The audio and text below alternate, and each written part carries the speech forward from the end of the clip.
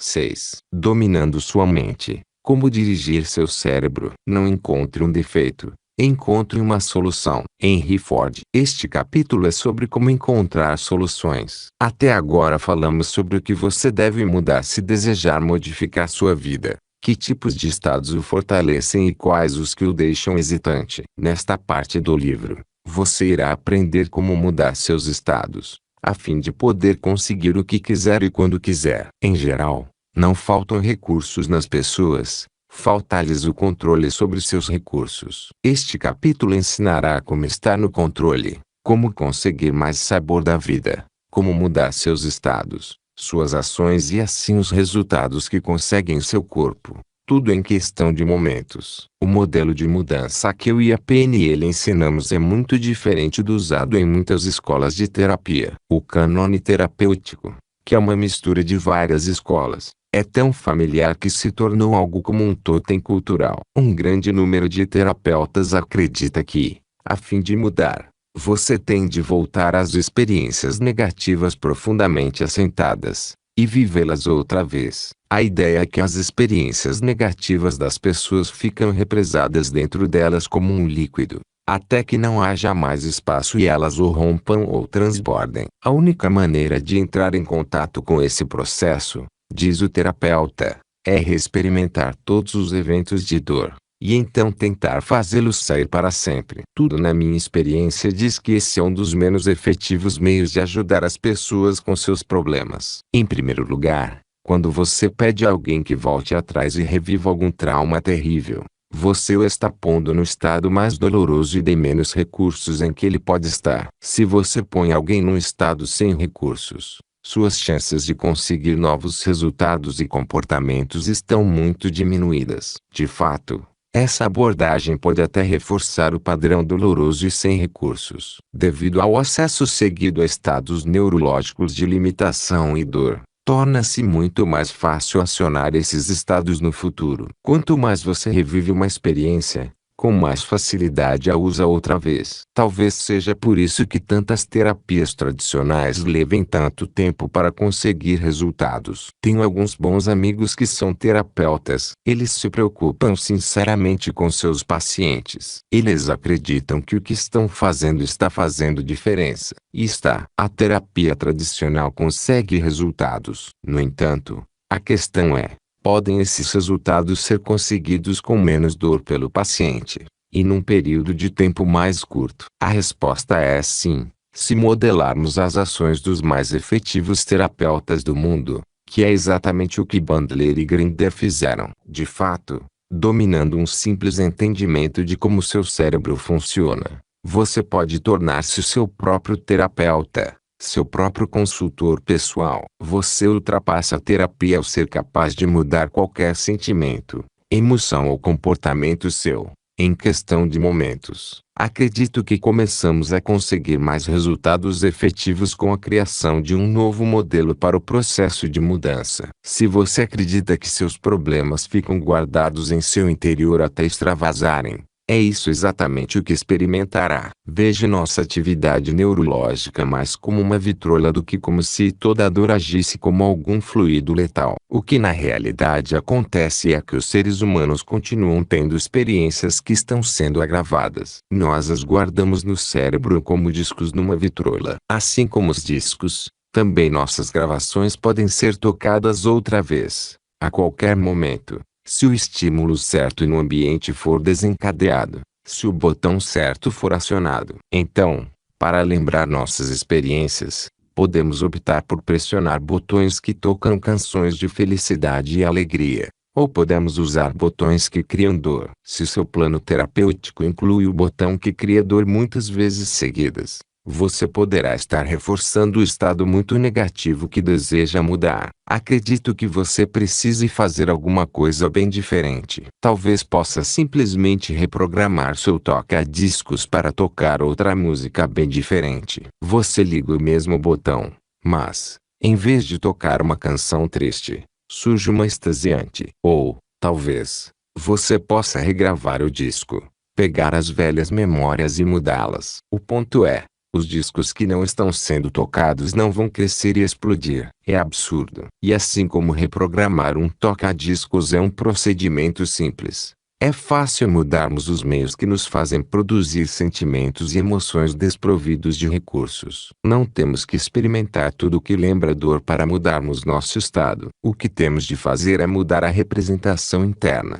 de negativa para uma positiva, que é automaticamente acionada e nos induz a produzir resultados mais efetivos. Temos de aumentar a rotação dos circuitos para êxtase e desligar a corrente dos circuitos para a dor. A PNL olha para a estrutura da experiência humana, não para o conteúdo. Enquanto podemos ser e somos simpáticos de um ponto de vista pessoal, não nos importa nem um pouco o que aconteceu. O que nos importa mesmo é como você junta em sua mente o que aconteceu. Qual é a diferença entre como você produz o estado de depressão e o estado de êxtase? A principal diferença é a maneira como estrutura suas representações internas. Nada tem qualquer poder sobre mim além daquilo que permito por meio de meus pensamentos conscientes. Anthony Robbins. Estruturamos nossas representações internas através de nossos 5 sentidos: visão, audição, tato, gosto e olfato. Em outras palavras, nós experimentamos o mundo na forma de sensações visuais,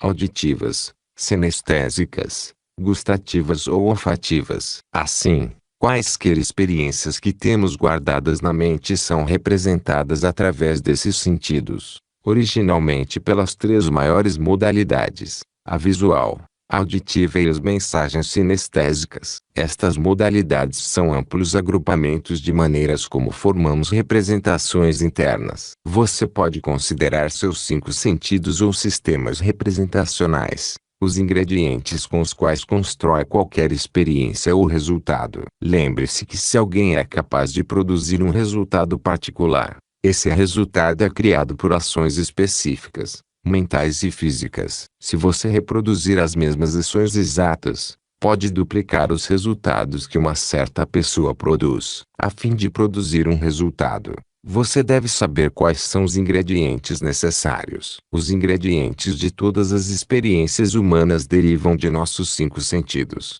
ou modalidades. No entanto, não é suficiente só saber quais são os ingredientes necessários, pois se desejamos reproduzir um resultado com precisão, precisaremos saber, também com precisão, qual a proporção de cada ingrediente. Se usarmos pouco ou muito de um ingrediente em particular, o resultado que obteremos não será do mesmo tipo e qualidade. Quando os seres humanos querem mudar algo, em geral se trata de uma destas 2 coisas, ou de ambas simultaneamente: como se encontram, ou seja, o estado em que estão, ou como se comportam. Uma pessoa que fuma, por exemplo, pode querer mudar a maneira como se sente, o estado, físico e emocionalmente, assim como também o hábito de acender um cigarro após outro. No capítulo sobre o poder de nossos estados, explicamos que existem 2 maneiras de mudar o estado das pessoas, e assim seu comportamento, mudando a fisiologia, que o fará agir de outra maneira, ou mudando as representações internas. Neste capítulo iremos aprender como mudar concretamente nossa maneira de representar as coisas, de tal modo que apure nossos sentidos e fortaleça a criação do tipo de comportamento que proporcionará a realização de nossos objetivos. Quanto a nossas representações internas, podemos mudar 2 coisas. Em primeiro lugar, o que representamos. Assim, por exemplo, se imaginamos a pior situação possível, podemos nos acostumar a representar a melhor situação possível. Em segundo lugar, como nós as representamos. Muitos de nós temos em nossa mente certas chaves que ativam de determinada maneira as reações cerebrais. Algumas pessoas, por exemplo, percebem que imaginar algo como de grande dimensão as motiva mais. Para outros, o tom de voz com que falam consigo mesmos constitui um fator de motivação mais importante que qualquer outro. Quase todos nós temos certas submodalidades-chave que desencadeiam reações imediatas em nós. Uma vez que tenhamos descoberto as diferentes maneiras com que representamos as coisas para nós mesmos e como nos afetam, podemos tomar o controle de nossa própria mente e começar a representá-las de maneira que nos estimulem e deem poder, em vez de nos limitar. Relação de submodalidades possíveis. Visual. 1.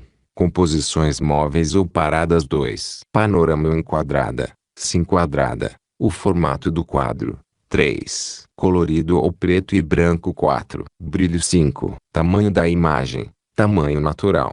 Maior ou menor. 6. Tamanho relativo dos objetos centrais. 7. A pessoa fora ou dentro da imagem. 8. Distância da imagem para a pessoa. 9. Distância do objeto central para a pessoa. 10. Qualidade de tridimensionalidade. 11. Intensidade do colorido, ou preto e branco. 12. Grau de contraste. 13. Movimento, se tiver rápido ou lento.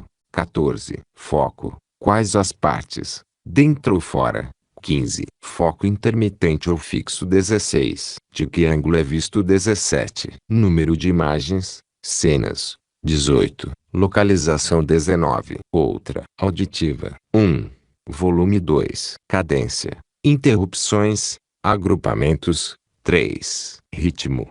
Regular e irregular. 4. Inflexões. Palavras realçadas. De que maneira? 5. Tempo. 6. Pausa. 7. Tonalidades. 8. Timbre. Qualidade. Origem da reverberação. 9. Singularidade do som. Grave ou suave. 10. Som move-se em volta. Espacial. 11. Localização. 12. Outro. Sinestésico. Limite da dor. 1. Temperatura. 1. Tremor. 2. Textura. 2. Quente. Frio. 3. Vibração. 3. Tensão muscular. 4. Pressão. 4. Aguda, fraca. 5. Movimento. 5. Pressão. 6. Duração. 6. Duração. 7. Constante. Intermitente. 7. Intermitente, assim como latejar. 8. Intensidade. 8. Localização. 9. Peso. 9. Outra. 10. Densidade. 11. Localização. 12. Outro. Se alguém produz um resultado que gostaríamos de modelar, precisamos saber mais do que o fato de que algo foi representado na mente dela e que ela disse algo a si mesma. Precisamos de instrumentos mais afinados para realmente termos acesso ao que está acontecendo em nossa mente. É onde entram as submodalidades. Elas são como as quantidades certas de ingredientes requeridos para criar um resultado. São os menores e mais exatos tijolos que fazem a estrutura da experiência humana. Para sermos capazes de entender e,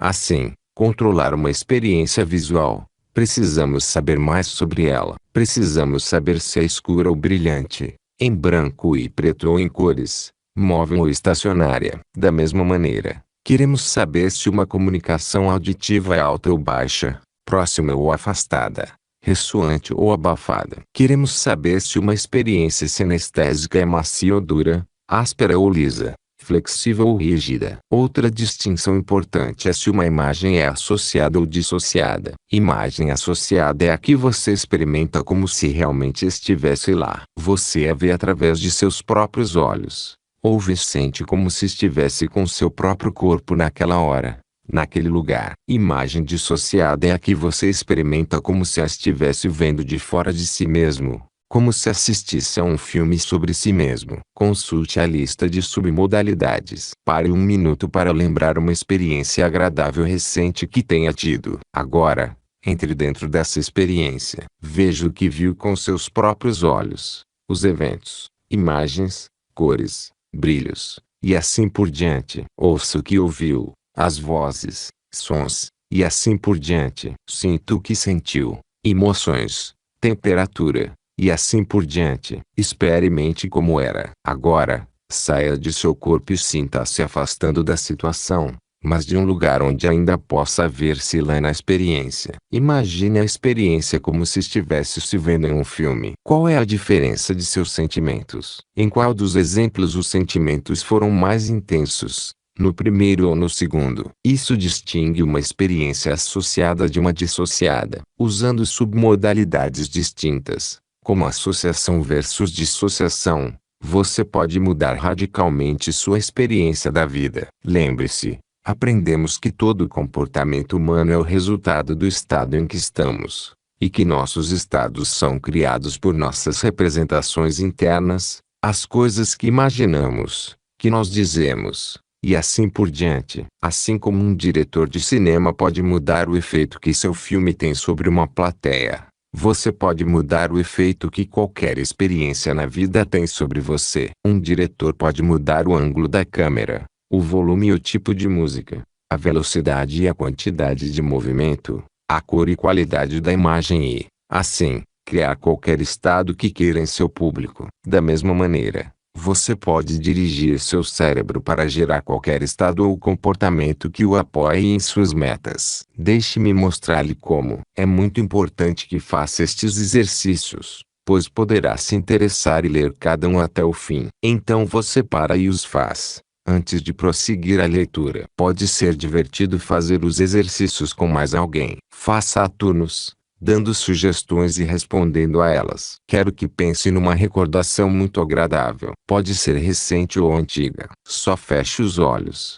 relaxe e pense nela. Agora, pegue essa imagem e a torne mais e mais brilhante. Enquanto a imagem brilha, note como seu estado muda. O seguir. Quero que traga seu quadro mental para mais perto de você. Pare agora e o torne maior. O que acontece quando você manipula a imagem? Muda a intensidade da experiência, não é? Para a grande maioria das pessoas, fazer com que uma lembrança já agradável se torne maior, mais brilhante e mais próxima, cria uma imagem mais poderosa e mais agradável. Isto aumenta o poder e o prazer da representação interna e deixa você num estado mais poderoso e alegre. Todos temos acesso às três modalidades ou sistemas representacionais: visual, auditivo e sinestésico. Mas as pessoas contam com variados graus nos diferentes sistemas representacionais. Muitas têm acesso aos seus cérebros principalmente por uma estrutura visual, reagem às cenas que veem em suas cabeças. Outras, principalmente pela auditiva,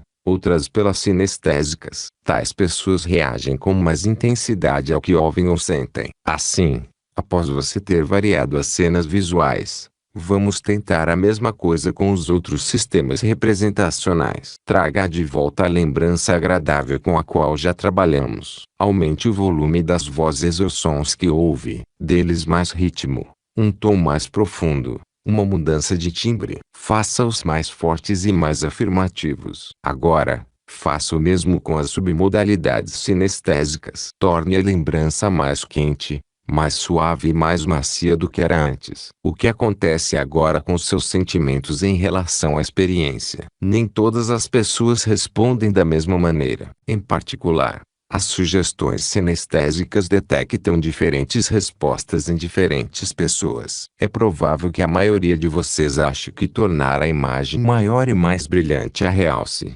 pois dá à representação interna mais intensidade, torna-a mais atrativa e, o mais importante, deixa você num estado mais positivo e mais cheio de recursos. Quando faço esses exercícios em sessões de consulta, posso ver exatamente o que está acontecendo na mente de uma pessoa, observando sua fisiologia. Sua respiração torna-se mais profunda, outros se endireitam, o rosto relaxa e o corpo todo parece mais alerta. Tentemos a mesma coisa com uma imagem negativa. Quero que pense em alguma coisa que o aborrece e traga dor. Agora, pegue essa imagem e torne-a mais brilhante. Traga para mais perto de você. Torne-a maior. O que está acontecendo em seu cérebro? Muitas pessoas acham que seus estados negativos se intensificaram. Os sentimentos ruins sentia antes ficam mais fortes. Agora ponha a imagem de volta onde estava. O que acontece se você agora a tornar menor, mais apagada e mais afastada? Tente e note a diferença em seus sentimentos. Descobrirá que os sentimentos negativos perderam sua força. Tente a mesma coisa com as outras modalidades. Ouça sua própria voz interior ou qualquer outra constante na experiência,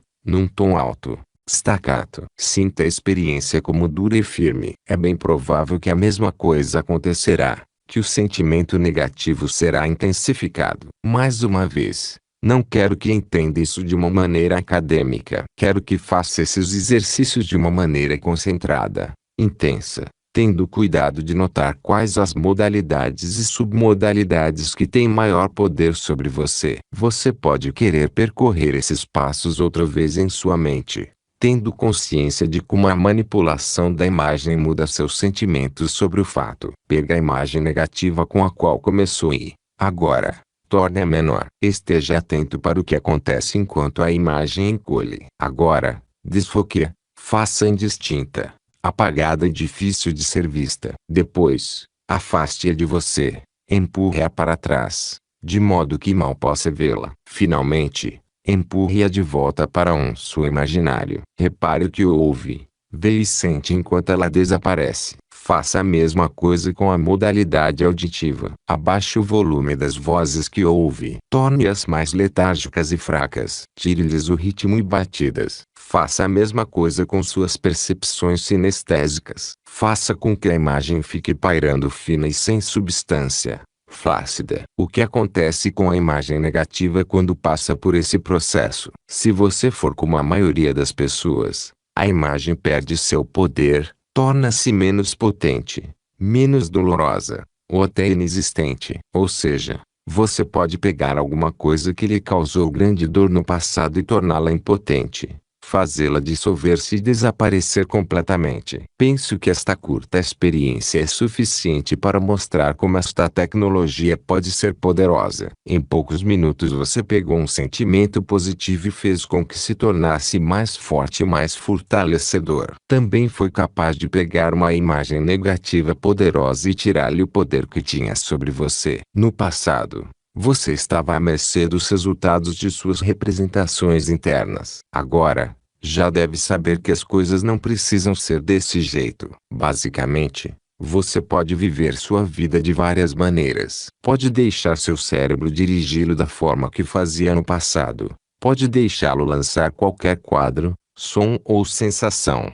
E pode responder automaticamente sob sugestão, como um cachorro pavloviano responde a uma campainha. Ou pode optar por dirigir conscientemente seu próprio cérebro. Pode implantar as sugestões que quiser. Pode pegar as imagens e experiências ruins e enfraquecê-las em sua força e poder. Pode representá-las para si de forma a não mais dominá-lo. Uma maneira de cortá-las, deixando-as de um tamanho no qual sabe que poderá controlá-las de fato. Todos nós já não tivemos experiência de uma tarefa ou trabalho tão grande que sentimos que nunca o faremos e sequer ao menos o começamos. Se você imaginar essa tarefa como sendo uma imagem pequena, sentirá que pode lidar com ela e, assim, tomará as medidas apropriadas, em vez de ficar oprimido. Sei que isso pode soar como uma simplificação, mas, quando tentar, descobrirá que a mudança de suas representações pode mudar a maneira como se sente com relação a uma tarefa e,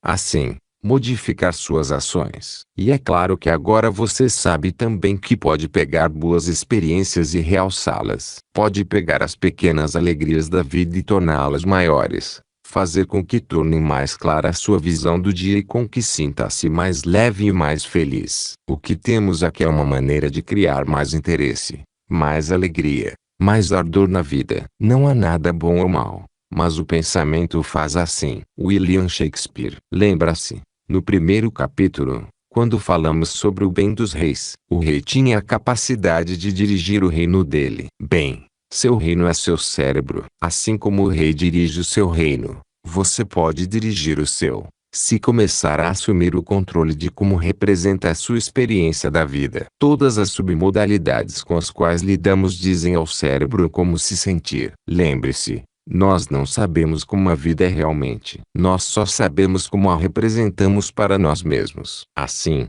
se temos uma imagem negativa que é apresentada de uma forma grande, brilhante, potente e ressoante, o cérebro nos dá uma má experiência, imensa, grande, brilhante, potente e ressoante. Mas, se pegamos essa imagem negativa e encolhemos, escurecemos-la, tornando-a uma imagem imóvel, então tiramos seu poder, e o cérebro responderá de acordo. Em vez de nos colocar em um estado negativo, podemos encolhê-lo ou lidar com ele sem maiores problemas. Nossa linguagem nos dá muitos exemplos do poder de nossas representações. O que damos a entender quando dizemos que uma pessoa tem um futuro brilhante? Como se sente quando uma pessoa diz que o futuro parece escuro? O que queremos dizer quando falamos sobre jogar luz sobre um assunto? Quando falamos que alguém deu uma dimensão exagerada a alguma coisa, ou tem uma imagem distorcida de alguma coisa, o que as pessoas querem dizer quando falam que alguma coisa está pesando em suas mentes, ou sentem que tem um bloqueio mental. O que quer dizer quando fala que está tudo bem ou que teve um estalo? Tendemos a pensar que essas frases são só metáforas, mas não são. Em geral, são descrições bem precisas do que está acontecendo na nossa mente. Pense outra vez quando, há poucos minutos atrás, lembrou-se de algo desagradável e aumentou. Lembra-se como você acentuou os aspectos negativos da experiência e colocou-a num estado negativo. Pode encontrar uma maneira melhor de descrever essa experiência do que dizer que transformou-a num cavalo de batalha. Assim, nós sabemos instintivamente como nossas imagens mentais são poderosas. Lembre-se que podemos controlar nosso cérebro. Ele não tem de nos controlar. Predicadas são as palavras de processo, verbos, advérbios, adjetivos, que as pessoas usam em suas comunicações para representarem suas experiências interiores, através de modalidade visual, auditiva ou sinestésica. Listadas abaixo estão algumas das frases predicadas mais comumente usadas. O objetivo ao combinar predicados é chegarmos à linguagem que nossos ouvintes falam, criando pois uma atmosfera de harmonia e entendimento. Aqui está um exercício simples que ajuda muitas pessoas. Você já se sentiu incomodado por um diálogo interno insistente? Já esteve numa situação em que seu cérebro não para quieto? Muitas vezes nosso cérebro repete diálogos repetidas vezes. Debatemos pontos com nós mesmos. Tentamos ganhar velhos argumentos, ou nos desforramos de velhos problemas. Se isso acontece com você, só abaixe o volume. Torne a voz em sua cabeça mais suave, mais afastada, mais fraca. Isso resolve o problema para muitas pessoas. Ou você tem um desses diálogos internos que estão sempre limitando-o. Agarra-se ao dizer as mesmas coisas, só que com sua voz sexy, num tom e tempo quase de flerte. Você não pode fazer isso. Como parece agora, você pode sentir que está até mais motivado a fazer o que a voz está lhe dizendo para não fazer. Tente isso agora e experimente a diferença. Façamos outro exercício. Desta vez, pense em alguma coisa, na sua experiência, que você estava totalmente motivado a fazer. Relaxe e forme um quadro mental dessa experiência, o mais claro possível. Agora, vou fazer-lhes algumas perguntas sobre ela. Faça uma pausa e responda a cada pergunta uma por uma. Não há respostas certas ou erradas. Pessoas diferentes responderão de maneiras diferentes. Enquanto olha a imagem, vê um filme ou uma foto. Ela é colorida ou em preto e branco. Está próxima ou afastada. Está à esquerda, à direita ou no centro. No alto, embaixo ou no meio de seu campo de visão. Ela é associada. Você a vê através de seus próprios olhos. Ou é dissociada. Você a vê como espectador externo. Como a enxerga? Tem uma moldura em volta. Ou é um panorama sem limites definidos? Ela é brilhante ou embaçada? Escura ou clara? É focada ou desfocada? Enquanto faz esse exercício, não esqueça de anotar quais as submodalidades que são mais fortes para você. Quais as que têm mais poder quando se concentra nela. Agora, percorra suas submodalidades auditivas e sinestésicas. Quando escuta o que está acontecendo, você ouve sua própria voz ou as vozes dos outros na cena. Ouve um diálogo ou um monólogo. Os sons que você ouve são altos ou baixos. Têm inflexões variadas ou são monótonos. São rítmicos ou staccato. O andamento é lento ou rápido. Os sons vêm e vão ou mantêm um tema constante. Qual a principal coisa que você está ouvindo ou dizendo para si? Onde o som está localizado?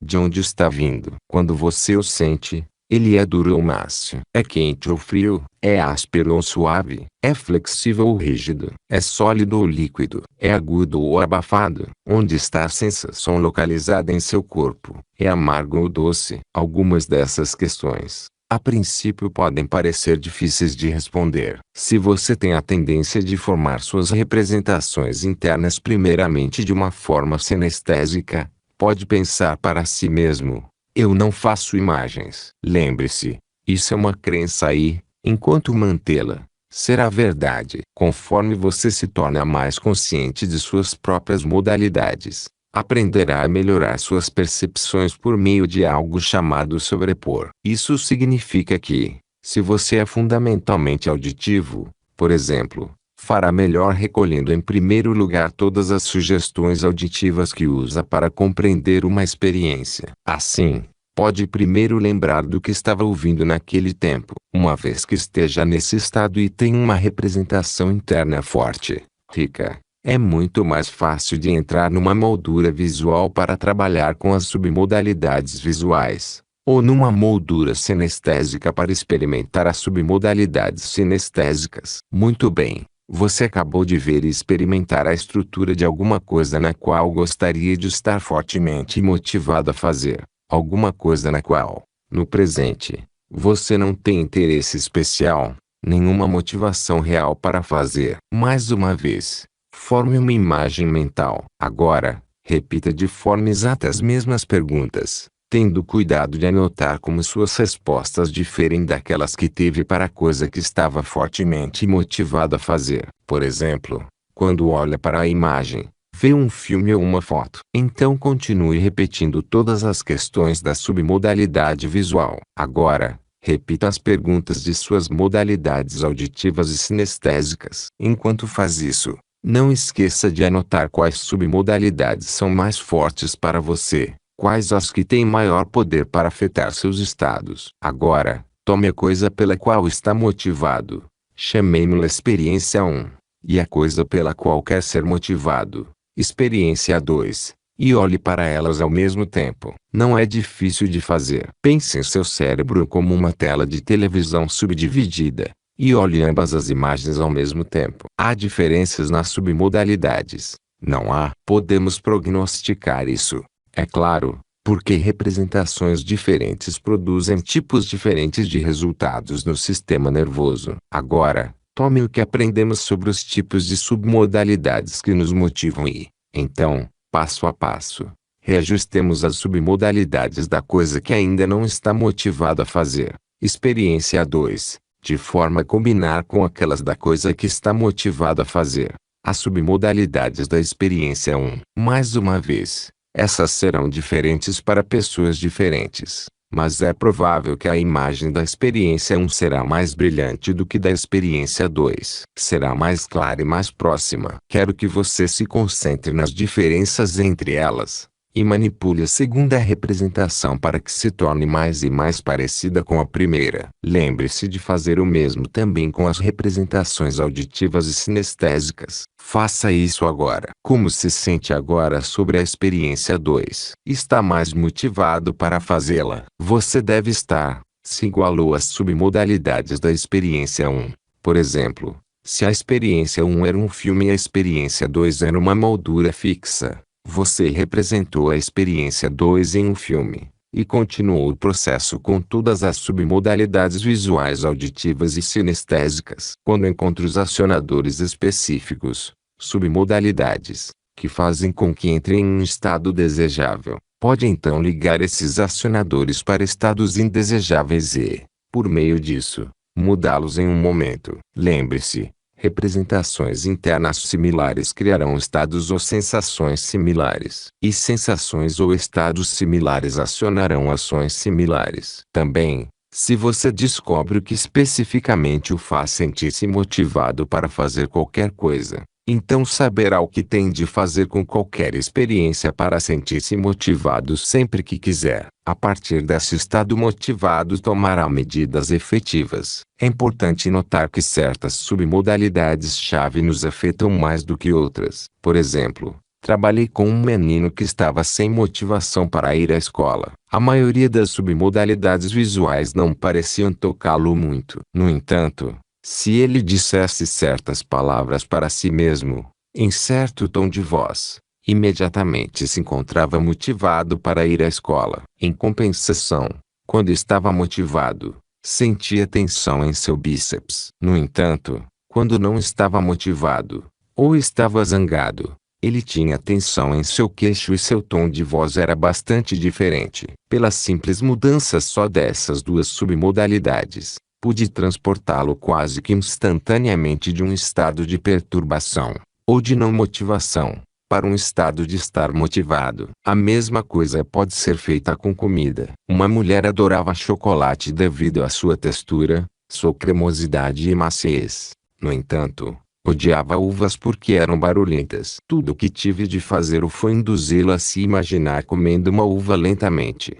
mordendo-a com vagar e sentindo a textura, enquanto a rolava em sua boca. Também fiz com que dissesse as mesmas coisas, com a mesma tonalidade. Fazendo isso, logo começou a desejar e apreciar uvas. Até o dia de hoje, como modelador, você tem sempre que ser curioso sobre como alguém é capaz de produzir algum resultado mental ou físico. Por exemplo, pessoas vêm a mim para conselhos e dizem: estou tão deprimido. Eu não pergunto por que está deprimido. Também não peço que representem para mim um motivo. Isso as poria num estado depressivo. Não quero saber por que estão deprimidas. Quero saber como estão deprimidas. Assim, pergunto: como faz isso? Em geral, recebo um olhar surpreso, porque a pessoa não percebe que há certas coisas em sua mente e fisiologia que a tornam deprimida. Logo, pergunto: se eu estivesse no seu lugar, de que maneira ficaria deprimido? O que imaginaria? O que diria para mim mesmo? Como diria isso? Que tonalidade usaria? Esses processos criam ações mentais e físicas específicas e,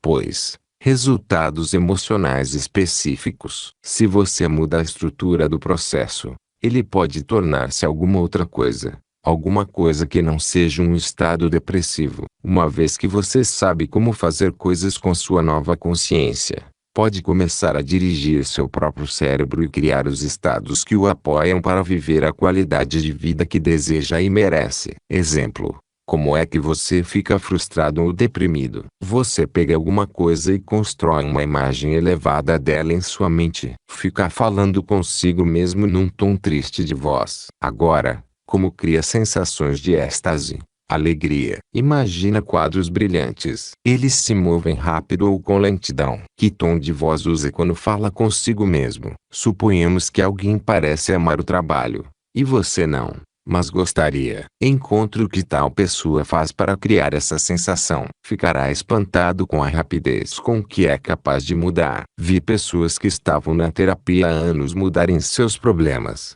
estados e comportamentos com frequência em poucos minutos. Afinal, frustração, depressão e êxtase não são coisas. São processos criados por imagens mentais específicas, sons e ações físicas, que você controla consciente ou inconscientemente. Já imaginou como o uso desses meios, de uma forma efetiva, pode mudar sua vida? Se ama a sensação de desafio que seu trabalho lhe dá, mas odeia limpar a casa, pode fazer uma dessas duas coisas: contrate uma empregada, ou note a diferença entre como representa o trabalho e como representa limpar a casa, representando a limpeza da casa e o desafio do trabalho nas mesmas submodalidades. Você se sentirá compelido a limpar. Essa deve ser uma boa representação para suas crianças. E se você pegar todas as coisas que odeia, mas acredita que deva fazer, e juntar a elas as submodalidades do prazer, lembre-se: poucas coisas têm alguma sensação inerente. Aprendemos o que é agradável e o que é desconfortável. Você pode simplesmente reetiquetá-las em seu cérebro e logo criar uma nova sensação sobre elas. E se pegar todos os seus problemas, encolhê-los, e colocar uma pequena distância entre eles e você, as possibilidades são infinitas. Você está no comando. É importante lembrar que, como em qualquer habilidade, é preciso repetição e prática. Quanto mais você, conscientemente, sugestionar essas simples mudanças de submodalidades, melhor conseguirá produzir com rapidez o resultado que quer. Poderá descobrir que mudar o brilho ou o embaçado de uma imagem tem um efeito mais forte em você do que mudar a localização ou tamanho. Uma vez que sabe isso, saberá que o brilho deve ser uma das primeiras coisas a manipular quando quiser mudar alguma coisa. Alguns de vocês devem estar pensando: essas mudanças de submodalidade são ótimas, mas o que impedirá que elas mudem de volta? Sei que posso mudar como eu me sinto no momento, e isso é valioso, mas seria ótimo se eu tivesse o meio de fazer as mudanças mais automáticas. mais consistentes. A maneira para fazer isso é através de um processo que chamaremos sistema Swish. Pode ser usado para lidar com alguns dos mais persistentes problemas e maus hábitos que as pessoas tenham. Sistema Swish é aquele que toma uma representação interna que, em geral, produz estados de enfraquecimento e faz com que automaticamente acione novas representações internas, pondo você nos estados ricos de recursos que deseja. Quando você descobre, por exemplo, quais representações internas o fazem sentir-se guloso demais, com o sistema Swish você pode criar uma nova representação interna de alguma coisa que é o mais poderosa e que, ao ser vista ou ouvida, o induz a se afastar da comida. Ao ligar as duas representações, toda vez que pensar em comer demais, a primeira representação acionará imediatamente a segunda e o porá num estado de não desejar comida. A melhor parte do sistema Swish é que, uma vez que o implante com eficácia nunca mais terá de pensar nele. O processo acontecerá automaticamente, sem qualquer esforço consciente. Eis como o sistema Swish trabalha.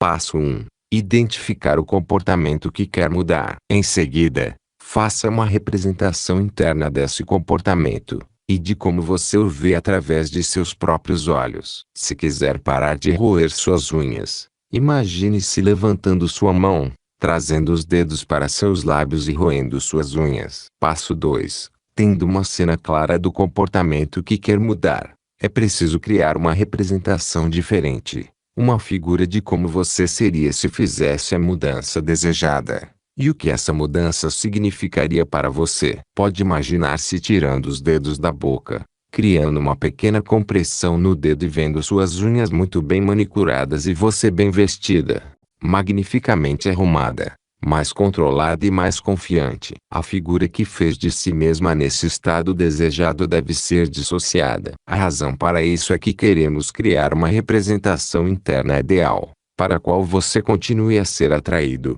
mais do que por uma representação pela qual sinta que já tem atração. Passo 3. Swish as duas cenas, de forma que a experiência desprovida de recursos automaticamente acione a de recursos ricos. Uma vez que tenha capturado esse mecanismo, qualquer estímulo para acionar o ato de roer suas unhas a levará agora a um estado no qual você estará se movendo em direção àquela imagem ideal de si mesma. Ou seja, terá aberto em seu cérebro um caminho diferente de reagir diante do que no passado a teria perturbado. Eis como fazer o Swish. Comece fazendo uma grande cena brilhante do comportamento que quer mudar. Então, no canto inferior direito dessa imagem, sobreponha outra imagem pequena e escura, do jeito que você quer ser. Agora, pegue essa imagem pequena e, em menos de um segundo, aumente o tamanho e brilho e literalmente, faça irromper através da cena do comportamento que não deseja mais. Enquanto faz esse processo,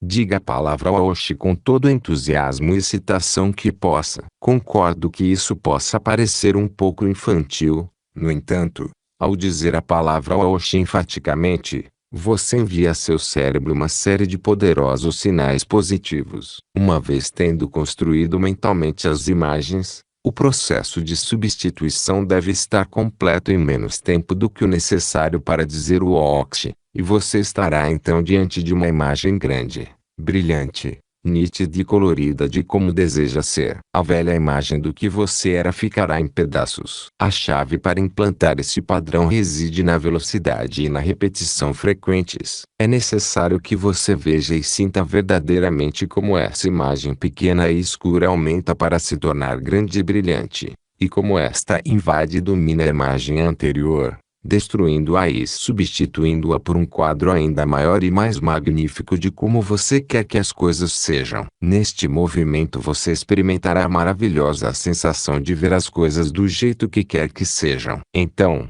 abra rapidamente os olhos para romper este estado e volte a fechá-los para repetir novamente a operação de Swish. Comece a ver em tamanho muito grande o que você quer mudar. E logo faça com que a imagem pequena cresça e brilhe e exploda com o Oxi. Faça uma pausa para. Abre os olhos. Feche-os. Veja o que quer mudar. Veja a imagem original e como quer mudá-la. Oxi novamente. Faça isso 5 ou 6 vezes, tão rápido quanto puder. Lembre-se, A velocidade é fundamental. E também se divertir ao fazê-lo. O que está dizendo ao seu cérebro é: veja isto. Oxe, faz isto. Olhe isto. Oxe, faz isto. Olha isto. Oxe, faz isto.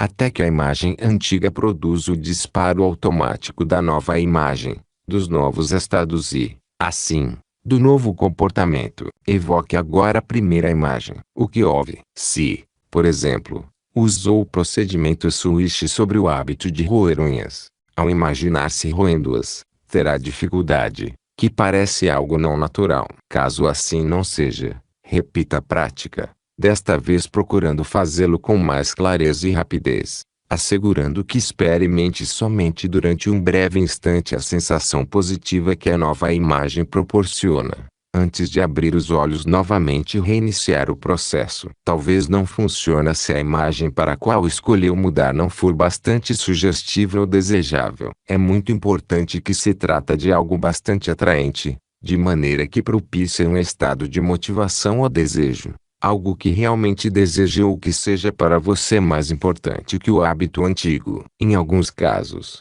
é útil adicionar novas submodalidades, como cheiro e sabor. Os resultados surpreendentemente rápidos que o padrão Swish traz se devem a certas tendências do cérebro. Nossa mente tende a evitar coisas desagradáveis e apegar-se às agradáveis. Ao fazer com que a imagem de alguém que não precisa roer unhas seja muito mais atraente que o desejo de roê-las, você dá ao cérebro um sinal poderoso sobre a espécie de comportamento de que deve se aproximar. Fiz isso comigo e parei de roer unhas. Era um hábito totalmente inconsciente. No dia seguinte, após ter feito esses sistemas Swish, de repente percebi que estava começando a chupar meus dedos. Poderia ter visto isso como um fracasso, mas considerei como progresso o fato de tornar-me consciente do hábito. Então, simplesmente, fiz Swish 10 vezes, e desde então nunca mais pensei em roer as unhas. Você pode também fazer isso com medos ou frustrações. Pense em alguma coisa que tenha medo de fazer. Agora,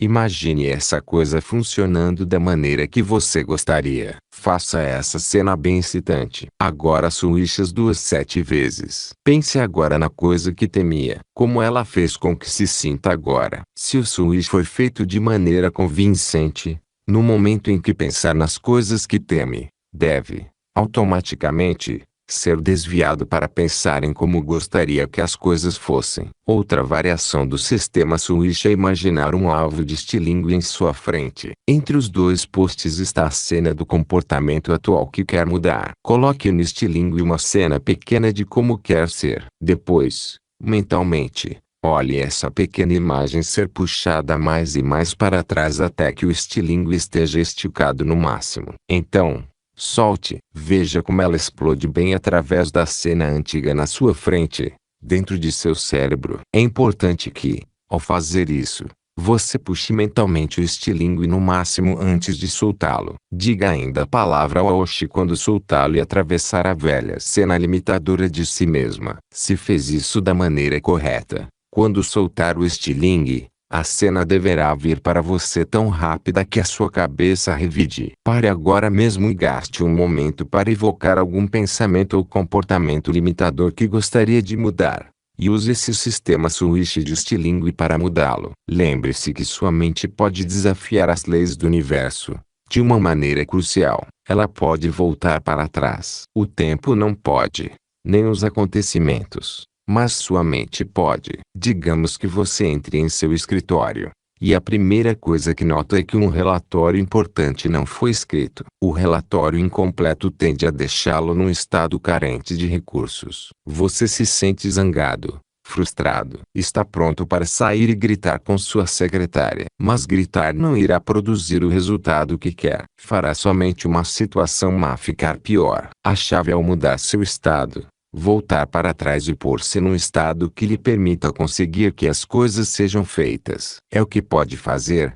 rearrumando suas representações internas. Tenho falado através deste livro de você ser um soberano, estar no controle, dirigir seu próprio cérebro. Agora está vendo a maneira como consegui-lo. Nos poucos exercícios que fizemos até agora, Você viu que tem a capacidade de controlar totalmente seu próprio estado. Pense como seria sua vida se todas as suas boas experiências fossem lembradas com clareza, próximas e coloridas, soassem alegres, rítmicas e melódicas, como contatos quentes e nutrientes. E se suas experiências negativas ficassem registradas como velhas imagens pequenas, embaçadas, como vozes quase inaudíveis e formas indefinidas que, por estarem muito distantes, deixaram de incomodá-lo. É o que fazem as pessoas bem-sucedidas inconscientemente. Sabem como aumentar o volume das coisas que as ajudam e desligar o som das que não o fazem. O que você aprendeu neste capítulo foi modelar tudo isso. Não estou sugerindo que ignore os problemas. Há situações que devemos enfrentar. Indiscutivelmente, todos nós temos algum conhecido que, por mais que as coisas lhe tenham saído bem durante o dia, volta para casa em estado de depressão total. Por quê? Porque uma coisa entre sem deu errado. Daquilo que deu errado, certamente fazem uma imagem enorme, assustadora, que transforma tudo mais em sucessos ínfimos, mortos e insignificantes. Muitas pessoas passam a vida toda assim. Tive clientes que me disseram: estou sempre deprimido, até com um certo orgulho, porque estar deprimido se tornou parte de sua forma de ver o mundo. Pois bem, muitos terapeutas começam abordando a tarefa, longa e árdua, de desenterrar as causas dessa depressão. Deixam que o paciente lhes fale de sua depressão durante horas. Remexeriam a lata de lixo mental do paciente até descobrir as experiências originais de melancolia e abusos emocionais passados. Os relacionamentos terapêuticos feitos com tais técnicas são muito longos e muito caros. Ninguém está sempre deprimido. Depressão não é uma condição permanente, como perder uma perna. É um estado. E a maioria das pessoas pode entrar e sair dele. Na verdade, muitos dos que passam por uma depressão tiveram na vida numerosas experiências felizes, talvez tantas ou até mais que a média. O que acontece é que não representam essas experiências para si mesmos de maneira brilhante, grandiosa e associada. Além disso, costumam pintar as épocas felizes como muito afastados e não imediatos, em vez de próximos. Pare um momento agora e lembre-se de um evento que aconteceu na semana passada e empurre-o para longe. Ainda parece a você uma experiência recente. E se o trouxer para mais perto, parece agora mais recente. Algumas pessoas pegam suas experiências felizes do momento e empurram-nas para bem longe. E, assim, parecem que aconteceram há muito tempo. E guardam seus problemas perto. Nunca ouvi uma pessoa dizer: só preciso manter alguma distância de meus problemas. Você não precisa voar para alguma terra distante para fazer isso. Só empurre-os para longe de você em sua mente. E note a diferença. Pessoas que se sentem deprimidas sempre têm seus cérebros repletos de imagens dos maus tempos. Grandes, barulhentas, próximas, pesadas, insistentes. E dos bons tempos guardam só partículas finas e cinzentas. A maneira de mudar não é mergulhar nas lembranças, mas é mudar as submodalidades, a estrutura real das lembranças em si. O seguir, ligue que costuma fazê-lo sentir-se mal a novas representações que farão você se sentir em condições de enfrentar os desafios da vida com vigor, humor, paciência e força. Algumas pessoas dizem: espere um momento. Você não pode mudar as coisas tão rapidamente. Por que não? É frequente ser muito mais fácil agarrar alguma coisa num instante do que num longo período de tempo. É assim que o cérebro aprende. Pense em como assiste a um filme. Você vê centenas de cenas e as põe juntas num todo dinâmico. E se você visse uma cena, e então uma hora mais tarde visse outra, e um dia ou dois mais tarde visse uma terceira, não conseguiria nada disso. Não é? Mudança pessoal pode funcionar da mesma maneira. Se você faz alguma coisa, se faz uma mudança em sua mente agora, se muda seu estado e comportamento, você pode mostrar-se da maneira mais dramática que é possível. É um golpe mais potente do que meses de pensamentos angustiantes. A física quântica nos diz que a matéria não muda continuamente no tempo. Ela dá saltos medidos em quânticos, quantidades indivisíveis de energia eletromagnética. Pulamos de um nível de experiência para outro. Se não gosta de como se sente, Mude o que você representa para si. É bem simples. Olhemos para outro exemplo. O amor. Amor, para a maioria de nós, é uma experiência maravilhosa, etérea, quase mística. É também importante, do ponto de vista da modelagem, notar que amor é um estado, e, como todos os estados e todos os resultados, ele é produzido por conjuntos específicos de ações ou estímulos, quando são percebidos ou representados de certas maneiras. Como você se apaixona? Um dos mais importantes ingredientes perceptivos de se apaixonar é associar todas as coisas que ama em alguém e dissociá-lo das coisas de que não gosta. Apaixonar-se pode ser uma sensação tão inebriante, desorientadora, porque não é equilibrada. Você não está fazendo uma folha de balanço das boas e más qualidades de uma pessoa para pô-la num computador e aguardar o que sairá. Está totalmente associado a uns poucos elementos da outra pessoa, que a acha inebriantes. Pelo menos, no momento, você nem está consciente das falhas. O que é ruim nos relacionamentos? Existem, claro, muitos fatores. Um deles pode ser que, em primeiro lugar, você não mais associa as coisas que o atraem a essa pessoa. De fato, você pode ter ido tão longe ao associá-las a todas as experiências desagradáveis que tiveram e dissociá-las das agradáveis que compartilharam.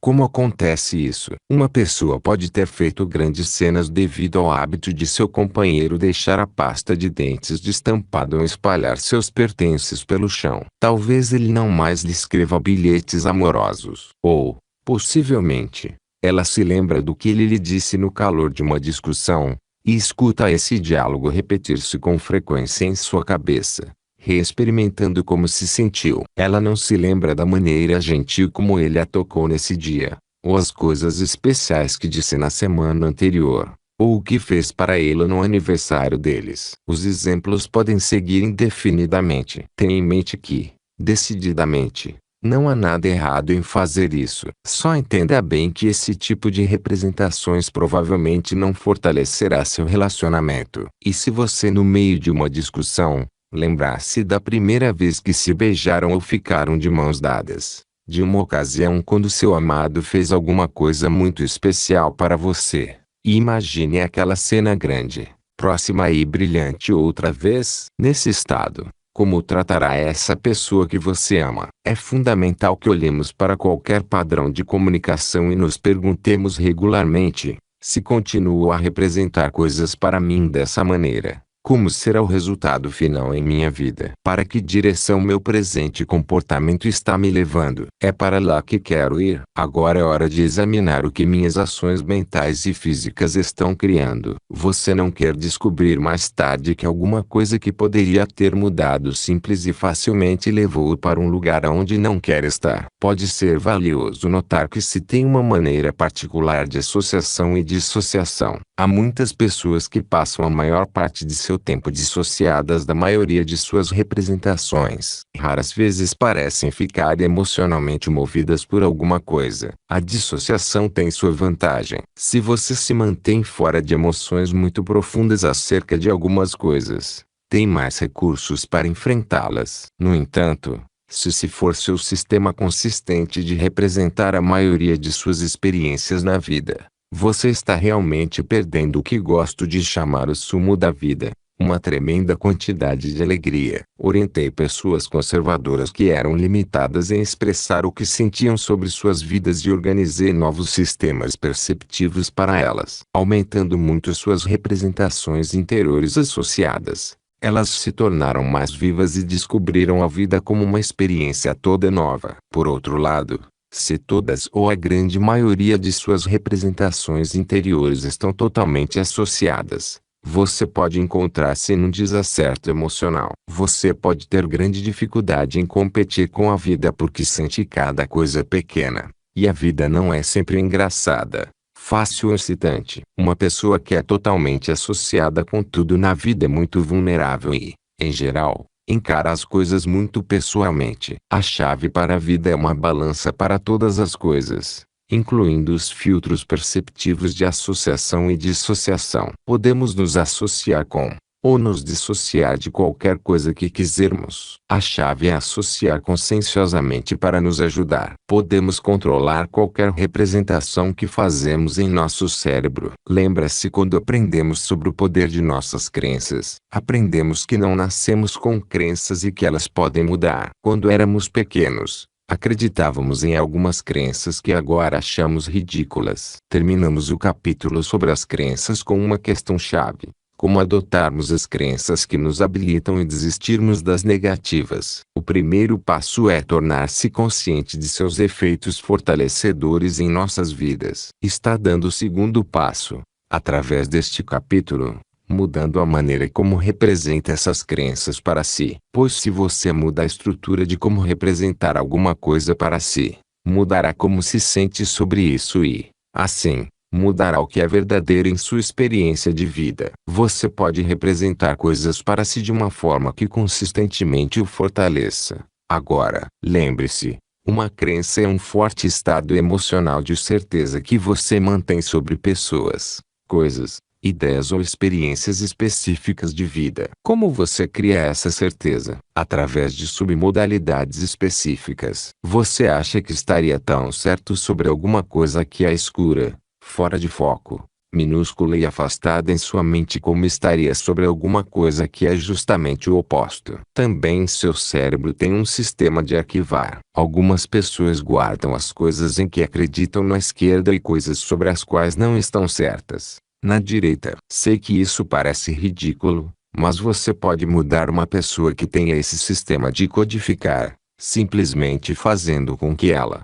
por exemplo, pegue as coisas das quais não tem certeza, da direita, e coloque-as na esquerda, onde seu cérebro arquiva coisas em que ela acredita. Assim que faz isso, começa a sentir-se seguro. Começa a acreditar em uma ideia ou conceito do qual, somente um momento atrás, não tinha certeza. Essa mudança de crenças é feita simplesmente contrastando como você representa alguma coisa, que sabe com certeza que é verdadeira, com alguma coisa da qual não tem. Comece com alguma crença da qual esteja bem certo, que seu nome é fulano de tal, tem 35 anos, e que nasceu em Atlanta, Geórgia, ou que ama seus filhos com todo o seu coração, ou que Miles Davis é o maior trompetista da história. Pense em alguma coisa em que acredite sem reserva, alguma coisa da qual esteja totalmente convencido que é verdade. Agora, pense em alguma coisa da qual não tenha certeza, alguma coisa que quer acreditar, mas da qual não se sente agora bastante certo. Pode querer usar uma das 7 mentiras do sucesso explicadas no capítulo 5. Não escolha alguma coisa em que realmente não acredite, pois seria o mesmo que acreditar plenamente que tal coisa não é verdadeira. Agora, percorra suas submodalidades como fizemos antes, ao lidarmos com motivação. Percorra todos os aspectos visuais, auditivos e sinestésicos da coisa em que acredita totalmente. Faça, então, o mesmo para a coisa da qual não está tão certo. Esteja consciente das diferenças entre elas. As coisas nas quais você acredita estão assentadas num local e as coisas das quais não está certo, em outro. Ou estão as coisas nas quais acredita mais próximas, mais brilhantes ou maiores do que as coisas das quais não está certo. Está num quadro estático, e a outra em movimento. Está uma se movendo mais rápido que a outra. Agora, faça o que fizemos com a motivação. Reprograme as submodalidades da coisa da qual não está certo para igualá-las com aquelas das coisas que você acredita. Mude as cores e a localização. Mude as vozes, os tons, os tempos, o timbre dos sons. Mude as submodalidades da textura, peso e temperatura. Como se sente quando tiver terminado? Se você transformou corretamente a representação que costumava causar incerteza, sentirá certeza sobre a mesma coisa da qual há poucos momentos atrás não tinha certeza. A única dificuldade que muitas pessoas têm é sua crença de que você simplesmente não pode mudar coisas tão depressa. Essa pode ser uma crença que também queira mudar. Esse mesmo processo pode ser usado para descobrir a diferença em sua mente entre coisas sobre as quais está confuso e coisas que sente que compreende. Se estiver confuso com alguma coisa, pode ser porque sua representação interior é pequena, desfocada, escura ou afastada.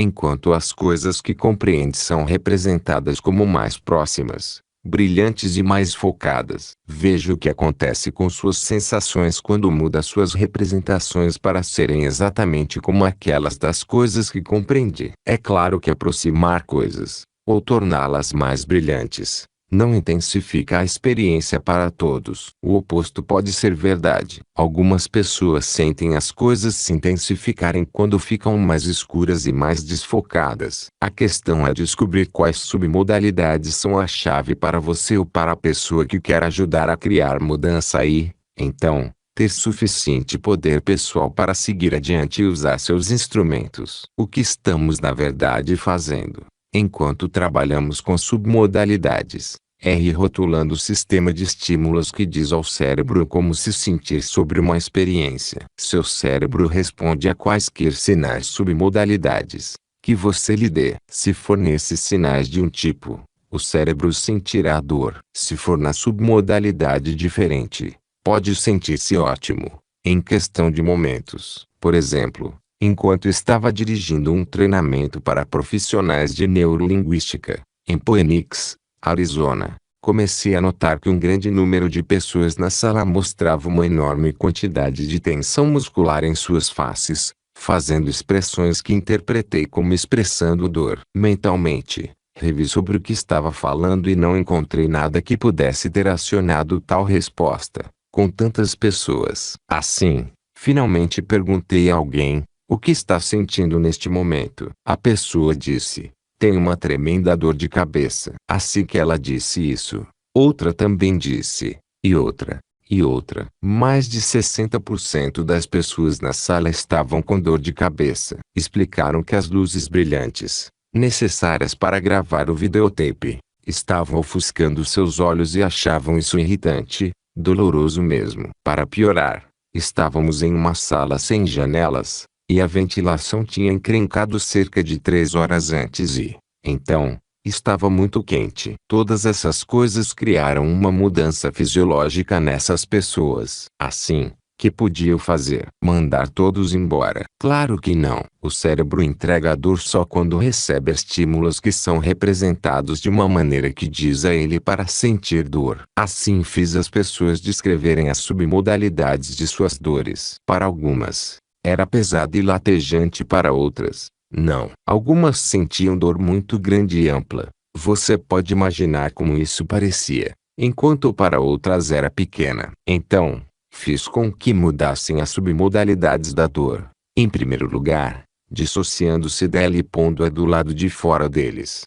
e que saíssem de suas sensações, fazendo-os ver a forma e o tamanho da dor, e colocando-o a cerca de 3 metros na frente deles. O seguir, fiz com que tornassem sua representação maior e menor, fazendo-a crescer e explodir através do teto e então, encolher quando caía. Fiz, então, com que empurrassem a dor para o sol e olhassem-na derreter, caindo então na terra como luz, para alimentar as plantas. Finalmente, perguntei como se sentiam. Em menos de 5 minutos, 95% não tinha mais dor de cabeça. Eles mudaram suas representações interiores do que estavam avisando o cérebro para fazer e, então, o cérebro, agora recebendo os novos sinais, estava produzindo uma nova resposta. Os restantes 5% levaram outros 5 minutos para fazer mudanças mais específicas. Um homem estava experimentando uma enxaqueca,